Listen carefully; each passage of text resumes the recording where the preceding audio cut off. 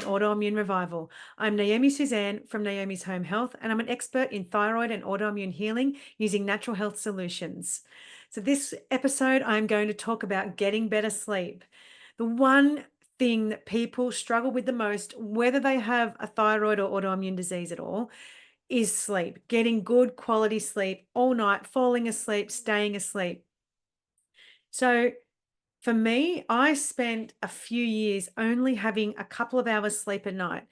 I would lay in bed for hours and hours and hours, tossing and turning. And I was extremely tired when I went to bed. 3 o'clock in the afternoon, I would get this real low in energy. And I think, oh my God, I'd love to have a sleep. And I think, no, I'm not going to have a sleep right now because I won't sleep tonight. I didn't sleep anyway. I should have had that sleep in the afternoon. At least I would have got something. But what was also happening when I was going to bed was I would get heart palpitations. They would wake me up, or no, sometimes they wouldn't wake me up. Like I would get them before I fell asleep. So I'd lay in bed. When my body would slow down, my heart would start to pound and I'd have to get up because it wasn't anxiety, but you would start to get anxiety because your heart was pounding and you're thinking you're having a heart attack. So what happens when you go into bed to relax? All of your body relaxes. So a lot of things happen. But if you live in fight or flight or survival mode, none of these things are going to happen. So I want to go through some reasons why you're not sleeping and some of the things that you can do to get better sleep. So yeah, I had this energy crash probably 3 o'clock in the afternoon, and you're just so tired, and you think I'm going to wait till I go to bed to sleep. But there are many factors that affect our sleep, and some may come as a surprise to you. The way we manage our sleep is so important to our health.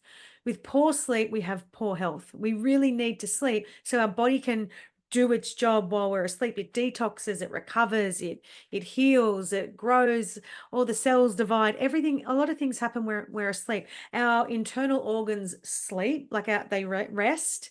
Like our gut, our digestive system, it rests, but at certain times of the night, things will start to kick in.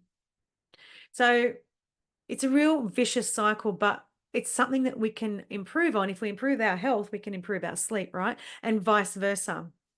Sleeping tablets are modern medicine's way of just suppressing the symptom. Like throwing a pill at the fact that you can't sleep isn't fixing the reason why you can't sleep. And a lot of people suffer the next day with like a sleep medication hangover because it doesn't make them feel good. And of course it doesn't. Sometimes, we can't use medicine to fix everything. It won't fix the root cause. In fact, it can cause more problems. It can increase the degree and length of time that you have insomnia. You can become reliant on them. And like I said, the way you feel the next day is affected. Plus, you've got to pay for medication. Who wants to pay to sleep? It's something we should do naturally. So, the aim of this is you might discover why you're not sleeping, and you might be able to try a few techniques that may help you get that restful, restorative sleep.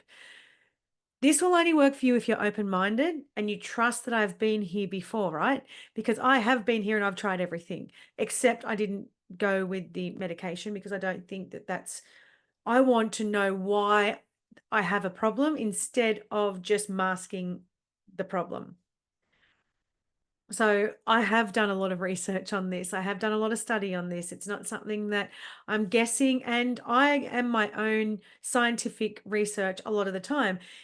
I find that if I say, for example, I can't sleep, I'm going to try different ways that I can sleep. No point, you know, going through different studies and finding different ways because everybody's different. It's different for everybody. The reason why you're not sleeping is different for everybody. So trying different things is the way to find out. And sometimes you might have to try several and incorporate several of those at the one time for you to get the sleep. But it is important to try everything. So I've helped a lot of people with the same issue. And if you don't think some of these reasons or techniques are, and if they're crazy ideas, just be open-minded and think that maybe this might help you. So I'm here to help you understand why you don't sleep. and discover your triggers. And so you can use these techniques to feel great again. No more walking around irritable, tired, depressed. Lack of sleep not only impacts your life, but it impacts the lives of people around you, because you're irritable, you don't have any energy, or whatever it is. It impacts a lot of people, and it impacts your whole life. So factors that could be causing sleep issues for you. Trouble sleeping usually begins with your body not producing enough of the sleep hormone melatonin that we produce at night, and often we have too much or excess cortisol or adrenaline. A combination of those things, right? Melatonin is supposed to be produced in the evening when the day begins to become dark. So sunset, that orange, burnt orange, pinky setting sun, that is what helps us produce our melatonin. Cortisol is your energy hormone, and it is also our stress hormone. It's produced when you wake up, when you exercise, or when you are stressed. So along with adrenaline, it is released when you are in fight or flight, which I've talked a lot about on this podcast, which is a stressful situation. And some people are living in fight or flight all day, every day, survival mode, just to get through the day. So they've got this excess surge of cortisol and adrenaline going all the time. So imagine how hard it is for your body to produce melatonin if it's trying to produce cortisol all the time. So you have this hormone imbalance, right? So when you're producing cortisol or adrenaline at all different hours of the day for days and days on end, months, years on end, there becomes an imbalance in your body, and it is in a constant state of stress. So often we're so stressed that we produce the cortisol at night instead of the melatonin. So when you have this dip at 3 p.m. or 4 p.m. in the afternoon, your cortisol's quite low. So what happens is, instead of at about 6 o'clock or whenever the sun sets, wherever you are, you will get a rise. As you go to bed, you will get a rise in cortisol again, because it's a stress state. Your body's like, oh, I'm going to produce more of this because I'm in survival mode. I need to keep going. So instead of producing that melatonin, it's producing the cortisol. So when we have those, a lot of people have the heart palpitations when they go to bed, and that's because the adrenaline and cortisol has kicked in, and your body's trying to relax, and it's trying to manage that overproduction of cortisol and adrenaline, and it affects your heart, because often our liver is so overburdened that the blood pumps through our liver, and it brings out like a sludge, right? And it's got to pump through the cortisol and adrenaline as well, because it has to detox that. And it's pumping through the liver, and then you're getting these heart palpitations because there's an excess of all this stuff coming out of the liver with the blood up to your heart. So this is why you're getting these heart palpitations at night. Not everybody gets this, but it is an extreme case, and this is what is happening.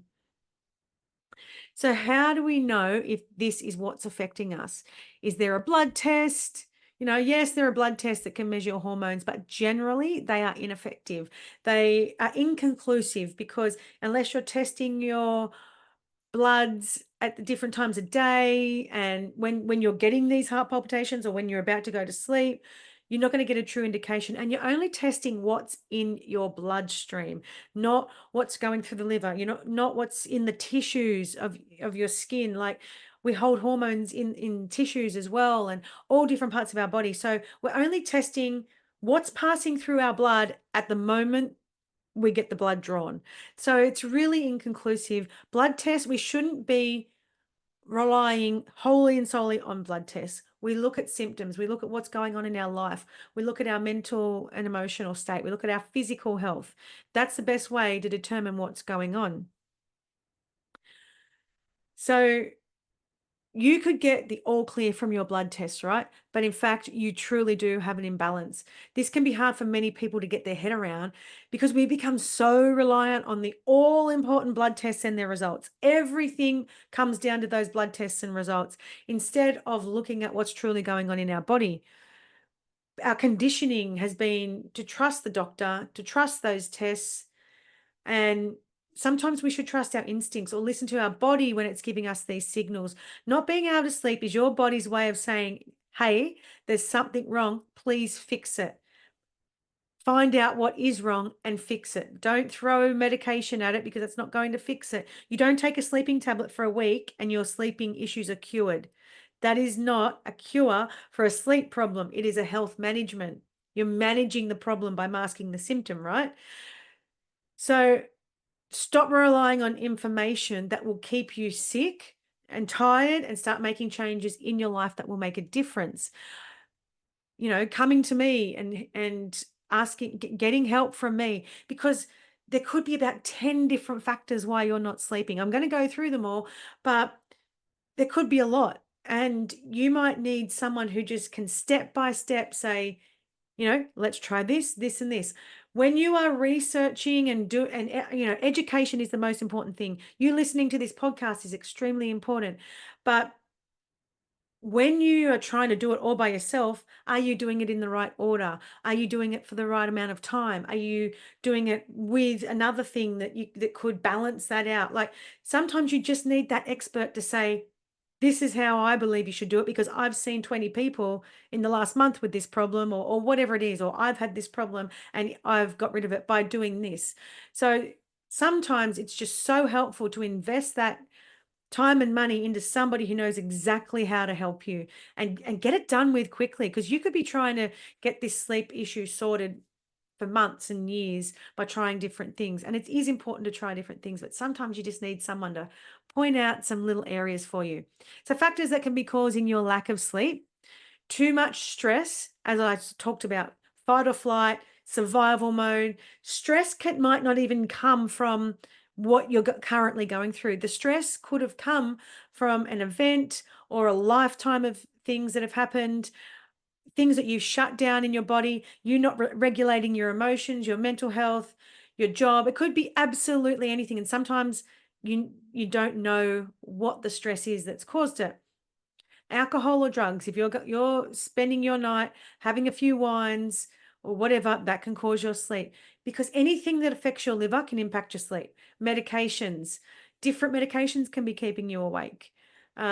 Different supplements, particularly ones, if you are buying ones from the supermarket or a pharmacy, they have synthetic chemicals in them, and that can be keeping you awake. It is important to know exactly what you're taking, exactly what's in it, and no synthetics, none. So a viral load in the body can keep you awake.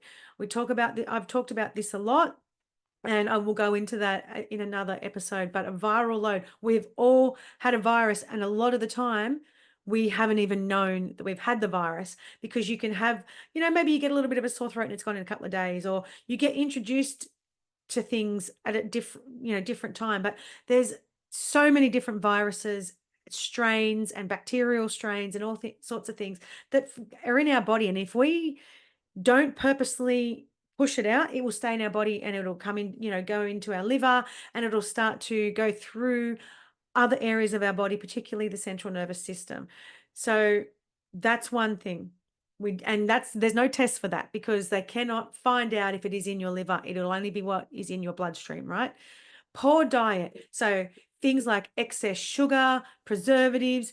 I know some people who can't sleep when they have too much gluten. I know some people who get affected emotionally and things by those foods, but also by dairy, because there's a lot of preservatives in just your ordinary milk that you get from the shop.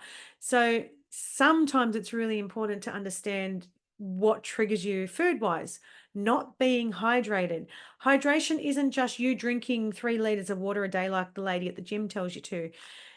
You don't need to drink 3 liters of water a day, I'm telling you now, because you're going to flush out all your vitamins and minerals.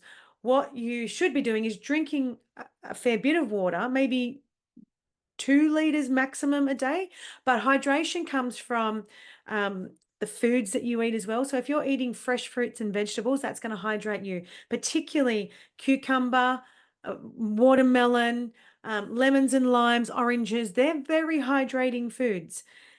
We want to hydrate our body internally at a cellular level. So just drinking water isn't going to cut it. And if you're drinking water from the tap that's not filtered, there's a lot of chemicals in it that's going to dehydrate you as well. So when you're drinking 3 liters of water, you're putting a lot of chlorine and fluoride and all those sorts of things in through your body. And your body has to detox that, and it will dehydrate you. So things like the foods that you eat, like fried foods, that's very dehydrating. A lot of breads and cereals, very dehydrating. Because you think about when you pour milk on top of cereal, what happens? It just sucks it all in and absorbs all that hydration. So what's going to happen when you're putting cereal into your body every day and you're washing it down with a coffee, which caffeine is also dehydrating, right? So you're not going to get the hydration that you need when you're putting water into your body because a lot of those foods are sucking it up. Your adrenal health, how whether you've been living in fight or flight for a long time, how much stress you've had across your life, that's really important. And adrenal health is not focused on enough through any practitioner, not just the medical system. I'm talking a lot of natural health practitioners. If they're not talking about your adrenal health, your stress levels, your environment, find someone who does, because you will not heal by just going to a nutritionist or a dietitian. They're not going to heal you. They'll give you a meal plan or whatever that's going to help you maybe drop some weight. Will you sustain that weight? I don't know, maybe not. But if your body's not healed, you will not sustain the weight. The emphasis should be on good nutrition, but really you won't drop any weight if your adrenal health is poor. So focusing on your adrenal health is way more important than weight loss.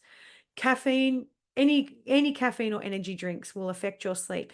So I know people say to me, oh, but I have one coffee a day at 9 a.m. It doesn't matter. If your body's sensitive to it, it can affect your sleep that night and for the night after.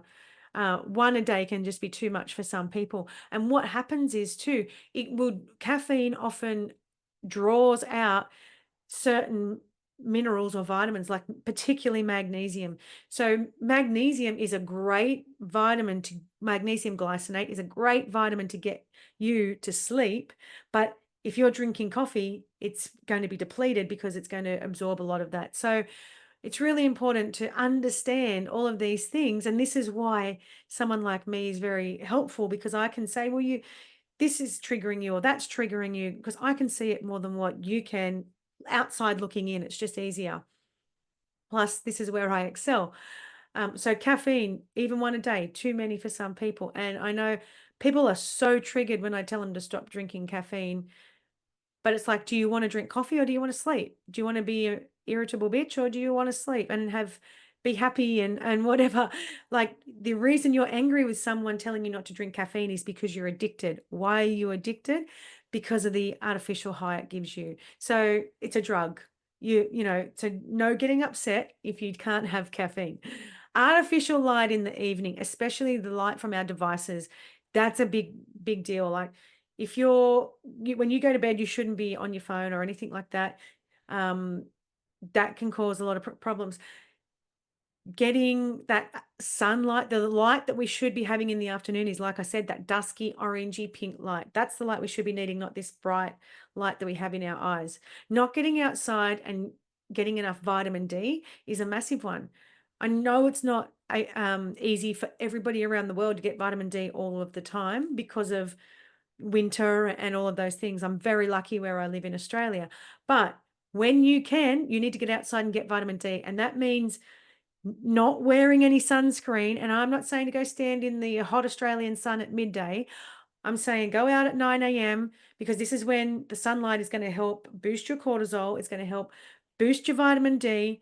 No hat, no sunglasses, sunlight directly on the body, into the eyes. You don't have to look into the sun, but you need that sunlight, because this is our eyes is what helps us produce cortisol, melatonin, all of those things. So when we are outside getting that natural sunlight, we're producing those hormones that we need. So lacking certain vitamins and minerals in the body, like magnesium, iron, calcium, and electrolytes, are all going to help interrupt your sleep.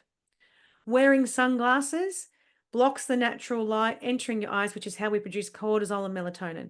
So one thing, we aren't born with sunglasses. I know that there's a lot of advertising around cancer and eye health and blah, blah, blah.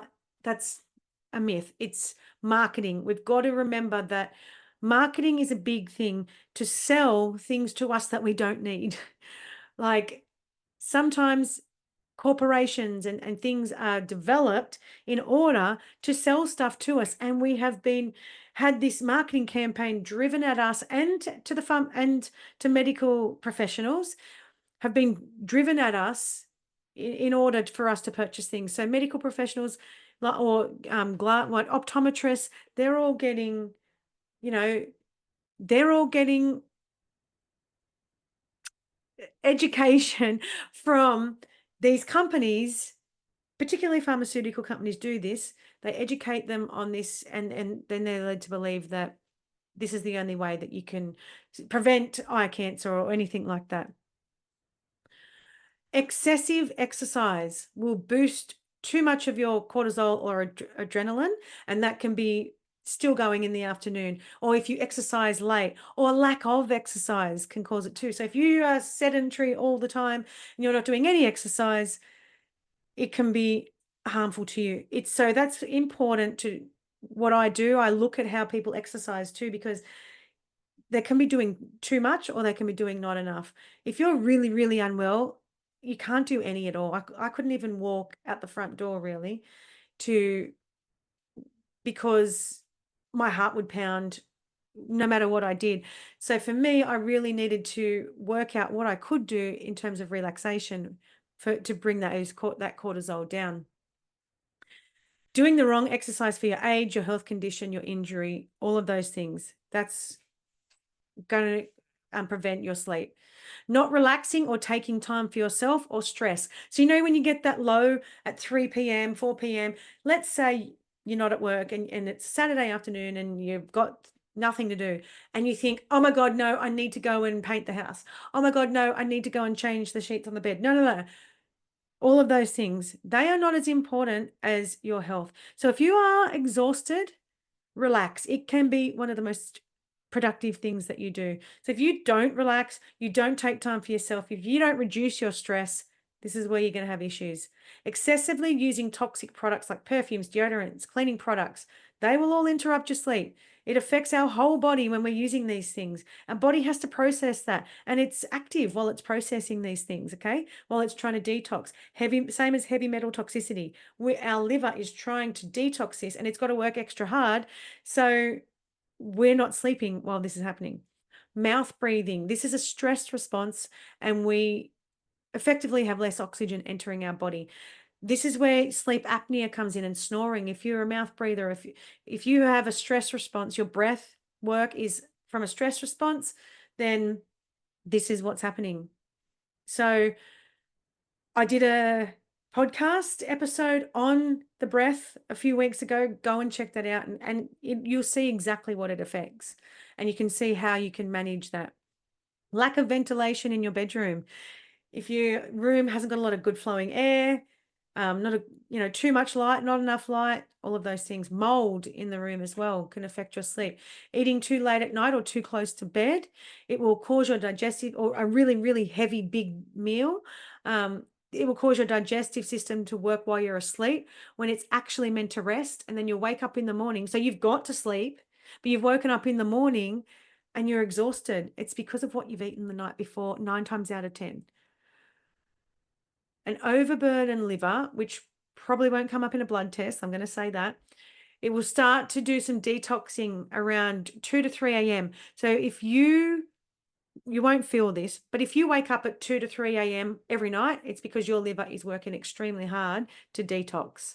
All our livers are detoxing at that time, but if it's waking you up, it's because you need to work on your liver and cleanse your liver. So what are some effective ways to relax into sleep? Like I said, sleep can be one of the hardest things to achieve, and it can be one of the last factors that will fall into place. You can start to eat well and do all these other things, and you're still struggling with sleep. Don't stress about it, although it's very hard. It takes time, right? All of this stuff takes time. It might not happen overnight. You might be still doing some of the things that can cause sleep issues. But if you're sleeping better, it's still important to know what may trigger the restless night's sleep. So you could be sleeping better than what you were, but you still want better sleep. So maybe come and chat to me and we can work through it, because you might be missing something. The health of your body is important, of how you get to sleep and stay asleep. So if you're just trying to get to sleep and your body isn't healthy, or you're not doing the right healing protocols, that's going to affect it. So this is why it's important to see somebody like me who will cover all bases, not just a sleep expert, not just a dietitian, not just a this, not, you want someone who covers all bases. So start with one of these techniques that I'm about to tell you. Now, I do have an ebook. It's called Getting Better Sleep, and all of this is in the ebook. You can go onto my website, naomishomehealth.com, and purchase it. It's like $15, $20. I can't remember now, but everybody that uses this book reckons that some of the things that they've tried, just one of the things they've tried has worked. So, go for it. Let me know on Facebook if you have had success with this. Okay. Here are some of the ways that can help your body produce enough of these hormones at the right time of day to help you relax into sleep. Okay. Stop wearing sunglasses. I know you're probably thinking, no, my optometrist said this and that. I can tell you, I used to wear sunglasses all the time. And my eyes were that sensitive to sunlight that they would water. I'd be like in tears if I walked outside. That is because I wore sunglasses. I I made my eyes rely on false shade instead of the natural light of the sun, which is our life force energy. The sun helps our body produce so much stuff. It helps our body do a lot of things. It helps the earth grow. The sun is our life force energy, and we are blocking that a lot of the time. So wearing sunglasses, I don't know, I know it triggers people, but we're conditioned to believe that we'll get eye cancer, right? So, yep, and they are a fashion accessory, and it makes people a lot of money. Just remember that. A lot of the time, if it makes people money, it doesn't mean it's good for you. Like I said, you've trained your eyes to be used to sunglasses. So this is why, like, I had prescription sunglasses and everything. I haven't worn sunglasses for about 6 years, and my eyesight is 100 times better. I can see so much better. I don't have any sensitivity to sunlight. I sleep so much better. Within 2 weeks of not wearing sunglasses, I was sleeping better. So try it for no sunglasses for 2 weeks at least, and see what happens. Your eyes probably won't be as sensitive to the sun anymore, but the first obviously 2 weeks you'll be like, but usually your eye issues come from a viral load in the body that affect the nerves in your eyes and heavy metals. So it's not the sun. It's there are people who wear sunglasses all the time and get eye cancer. There are people who never smoke and get lung cancer, or get melanoma and they don't spend time in the sun. Heavy metal toxicity is one big, big problem, and so is viral load in the body. Those two things are not discussed in the medical system, but they cause a lot of problems in our body. So come and see me and we'll get rid of them. Keep a journal of your thoughts and get them all out on paper so you can think about them less at night. If you're an overthinker like me, this can be very handy when you begin to think about work, an argument, a situation. Turn your thoughts to something awesome that happened that week. Start talking about gratitude. I'm so grateful for this. Just get that mind away from that, because most of the things that we worry about haven't happened. They will never happen. It will never, we overthink a situation of, this is going to happen, and it's not even the case. 9 times out of 10, the things that we worry about never ever happen. So stop thinking about it. When you go to bed, say 3 things that you're grateful for. Gratitude creates positive energy and raises our vibration, and we begin to look at the good things that we do have instead of the things that we don't have. Get yourself some pure relaxing essential oils like lavender. Now, pure essential oils don't come from a supermarket or pharmacy or a $2 shop. You need ones that only have essential oils in them. If you put an essential oil like tea tree on an open wound, it shouldn't sting you. But if you go to a supermarket and get tea tree, it will burn. It will be painful if you put it on an open wound. That's because of what's in it. Now, it'll say pure essential oil on the label, and there is probably some pure essential oil in that bottle, but they haven't disclosed, and they do not have to disclose what else is in that bottle. So Make sure it's from a good company that does all their research, that has science behind it. Now, when I say pure, like I said, I mean no additives, but you will have to do your research on that. I use doTERRA for this reason because I know there's nothing else in it. But I can tell when I use a different. I have used some other essential oils, like I used lavender years and years ago, and I ended up hating lavender because it gave me a headache and made me feel sick, and I couldn't sleep. It wasn't the lavender; it was what they added to it. So lavender, cedarwood, frankincense, patchouli, all these sorts of oils will help you relax into sleep. All the woody sort of oils, they're very grounding. The flowery oils, they're really good to help you get some sleep. I use lavender, thyme, and easy air because they both open up the airways. They help me relax into sleep. It's just the thing that I like to do. Play some soft, calming music or sounds at bedtime. You can download apps for this. YouTube also has them. Do some meditation in the morning or when you get into bed. Meditation calms the mind, calms the body. It helps reduce cortisol, helps reduce anxiety.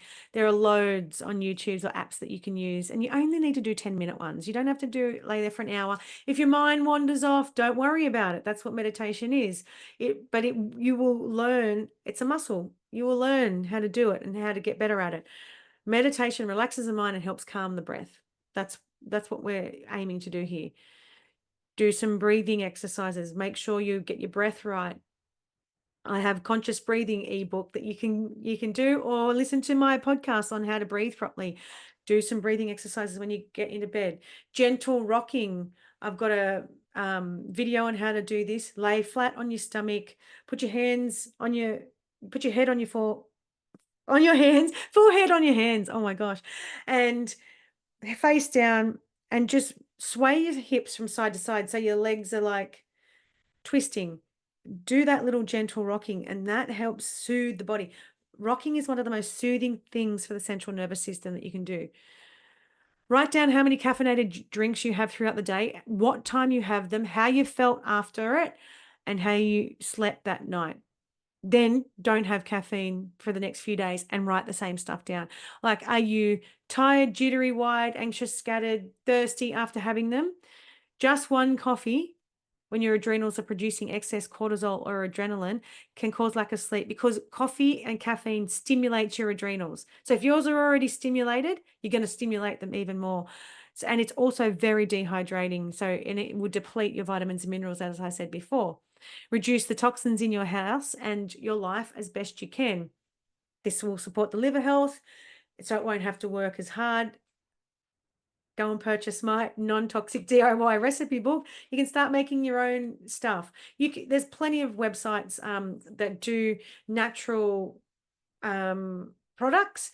I know some of the local supermarkets around here are starting to get them as well, but it's really about reading the ingredients. Take note of how you respond to a stressful situation. Do you react with anger, fear, revenge? Can you stop and think how you should react? Can you find a positive in the situation or see a lesson in it? Can you change the outcome or just remove yourself from that situation or person? Is it that bad? Can you laugh at yourself? When we respond with negative emotions, we flood our body with adrenaline and cortisol. So if every day you're arguing with someone, you're yelling, you're getting angry at little things, you're scared of someone else's response, you're creating that survival mode and the hormone imbalance that we talked about earlier. You are stressed out. So if you might be in a stressful job, so many reasons why you could be stressed, but how you respond to it's important. If you can eat your dinner at least 2 hours before bed, that would be great. It helps. It's better for your digestion. If you've got poor digestion, you need to work with someone on that. No things like kombucha and sauerkraut, like fermented foods and drinks, they are dehydrating and they are not what you need for your liver health. So don't go thinking that I've got to add kombucha and sauerkraut to my diet or kimchi or all of those things. It's actually really dehydrating. Okay. A piece of fruit like mango. Mango is great for sleep. Have that before bed, not right before bed, like an hour before bed. Nectarines, berries, orange, they can be helpful more than an hour before bed, right? It helps balance your blood sugar levels as well. Check your respiratory system. How do you breathe at night? I love to, like I said, I love to put the breathing essential oils in the diffuser. But plants in your bedroom are great for airflow, reducing toxins, getting that oxygen in the air. And, is your pillow right? Is your bedding right? All of those things. It's all important. Are you a mouth breather? We talked about this. You've got to check on this. I do a lot of techniques with clients, checking to see if they're mouth breathers and showing them how they can start to be nose breathers. There's lots of different techniques you can use. Turn off the lights 1 to 2 hours before bed, because you want that melatonin production, right? Watch the sunset. Watch the sunset. It helps stimulate melatonin. Add a salt lamp in your lounge room or whatever room you're in, because that is this very similar color light to the sunset. So they have other benefits as well. They're really good for the air in your room. I have a salt lamp in my room all the time. I turn it off when I go to sleep, but it's always in there. No technology, including TV, at least an hour before bed, because they stimulate your mind. Also, the artificial blue light prevents that production of melatonin. So no looking at your phone when you go to bed. Don't wake up in the middle of the night and then look at your phone.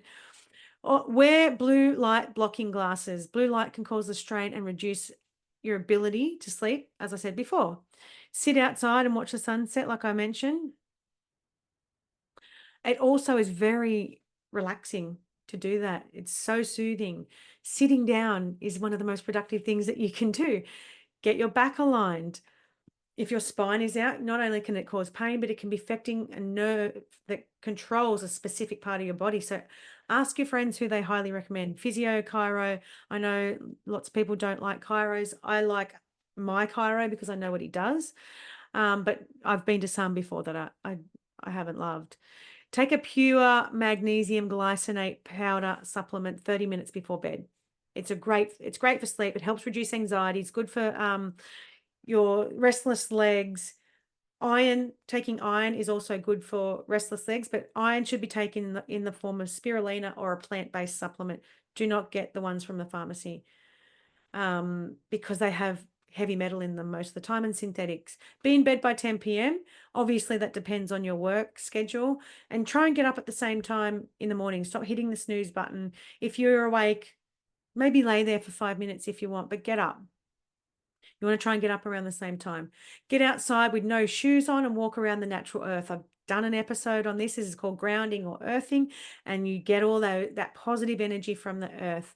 So when your body absorbs the earth's essential electrons, it will help with sleep, will help with inflammation, will help with pain, lots of different things. Monitor what exercise you do each day.